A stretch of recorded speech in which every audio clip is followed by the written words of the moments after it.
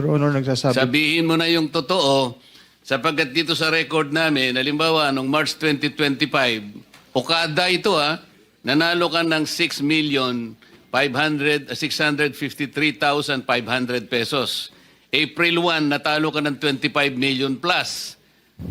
May 2025, natalo ka ng 10 million. Ayun, June 2025, natalo ka ng 14,160,750.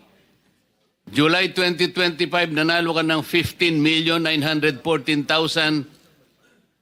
Ito recorded ito Basta sinama lang po. Nasa sayo kung hindi mo aaminin, ngunit itong perang ipinanalo mo at ipinatalo, katakataka kung paano mo nagamit ito. Paano ka nakakataya ng ganito at nananalo ka ng ganito karaming pera? Ang Toyota Supra is about 10.8 million.